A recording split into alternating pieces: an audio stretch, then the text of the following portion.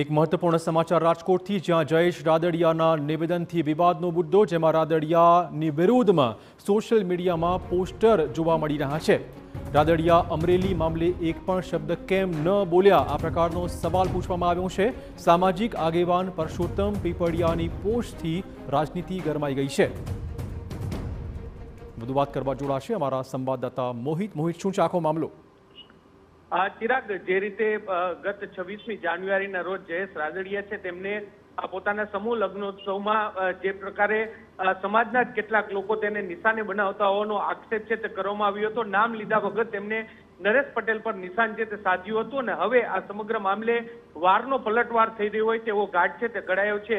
સહકારી અને સામાજિક આગેવાન પરસોત્તમ પીપળિયા છે તેમને પોતાની સોશિયલ મીડિયાની વોલ પર કેટલાક સવાલો લખ્યા છે, જેમાં તેમણે જયેશ રાદડિયાનું નામ નથી લખ્યું, પરંતુ આ ઈશારો છે તે ચોક્કસથી જયેશ રાદડિયા પર થઈ રહ્યો છે કે જ્યારે સમાજનું આ ફંક્શન હતું તો અમરેલીની દીકરી મુદ્દે કેમ એક શબ્દ છે તે ન બોલવામાં આવ્યો।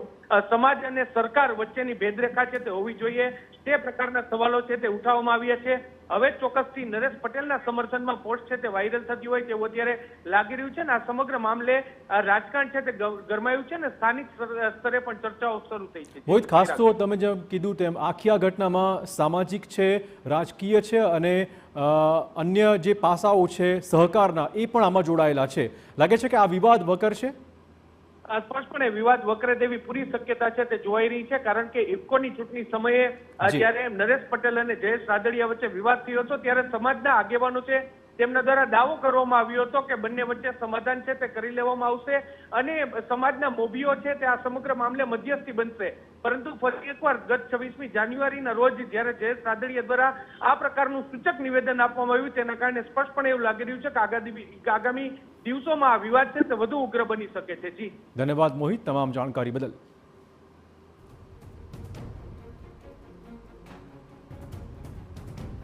તો જયેશ રાદડિયાએ નામ લીધા વગર અનેક સામાજિક અગ્રણીઓ સામે આક્ષેપો કર્યા હતા, જેની સામે હવે પુરુષોત્તમ પીપળિયાએ આજે સોશિયલ મીડિયા પર એક પોસ્ટ મૂકી છે અને તેમની સામે જ મોટા સવાલો ઊભા કર્યા છે। પુરુષોત્તમ પીપળિયાની પોસ્ટ પછી રાજનીતિ ગરમાય તેવા સ્પષ્ટ એંધાણ મળી રહ્યા છે। જયેશ રાદડિયાએ નામ લીધા વગર નરેશ પટેલ સામે આક્ષેપો કર્યા હતા।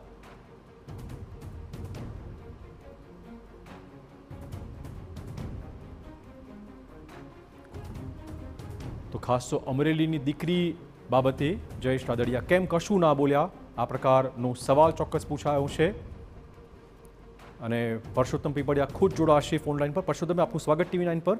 સૌથી પહેલા તો તમારી આ પોસ્ટ જે વાયરલ થઈ રહી છે, શું કહેવા માંગો છો જયેશભાઈને? મારી તો બાબત એટલી જ છે જી કે સમાજ અને રાજકારણને જુદું રાખવું જોઈએ। બિલકુલ। સમાજને ક્યારેય રાજકારણ સાથે જોડી શકાય નહીં। રાજકીય હેતુઓ પોતાના સિદ્ધ કરવા માટે સમાજ વિરોધી પ્રવૃત્તિ થાય તે એ યોગ્ય ન કહેવાય। જી અને કોઈ પણ મભમ પ્રકારના આક્ષેપો કરી અને વારંવાર લલકાર આપવો અને સમાજમાં એક બે ભાગ પડે તેવી પ્રવૃત્તિ કરવી તે બરાબર ન કહેવાય। એટલે આ માટે થઈને પોસ્ટ કરી છે। કોઈ સત્તા હોય એનો અર્થ એવો નથી કે સમાજે તેનાથી ડરી જવું। બિલકુલ। એટલે સમાજ છે એ સૌથી સર્વોપરી છે અને સમાજ થકી જ સત્તા મળતી હોય છે, સત્તા થકી સમાજ નથી હોતો।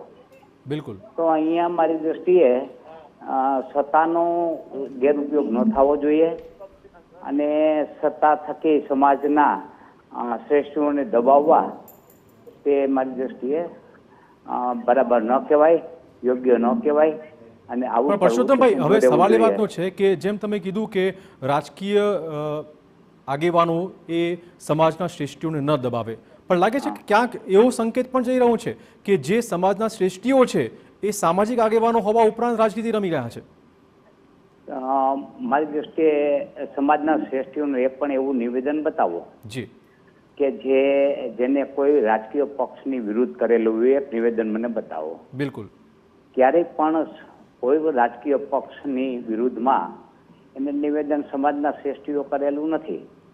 હા, કોઈ એના અંગત ચૂંટણી લડતા હોય, અંગત વ્યક્તિ હોય, પારિવારિક હોય, બીજા કોઈ લડતા હોય, જી. ત્યારે એના પ્રત્યેની ભાવના તો બધા વ્યક્ત કરતા હોય વ્યક્તિગત. જી. પણ ક્યારેય કોઈ પક્ષ વિરુદ્ધ કોઈ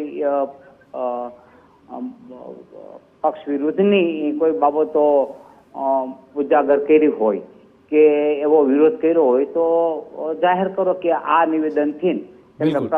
કોઈ પક્ષ વિરુદ્ધ પ્રવૃત્તિ કરી છે. એટલે સમાજમાં રાજકારણ ન હોવું જોઈએ, રાજકારણમાં સમાજ હોવો જોઈએ. એ બાબતથી સૌએ આગળ વધવું જોઈએ. તો પરસોત્તમભાઈ, તમારી આ પોસ્ટ પરથી લાગે છે કે હવે તમે જેના વિરુદ્ધ પોસ્ટ કરી છે એ પણ ઉગ્ર બનશે, જેના માટે પોસ્ટ કરી છે એ પણ હવે એક્ટિવ બનશે, એટલે આગામી દિવસોમાં સમાધાનના બદલે વિવાદ વકરવાનો છે? ના, એટલે મારી પોસ્ટ છે એ મારી વ્યક્તિગત છે. મારી પોસ્ટ કાંઈ ખોડલધામ હતી છે નહીં. જી. હું વ્યક્તિગત મને જે લાગ્યું તે પોસ્ટ કરી છે. મારે કોઈ ખોડલધામના કે કોઈ બીજા વતી મેં પોસ્ટ કરેલ નથી.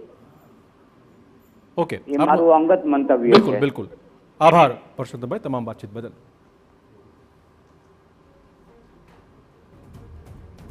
તો જયેશ રાદડિયાના નિવેદન પછી રાજનીતિ ચોક્કસ ગરમાવાની શક્યતાઓ છે.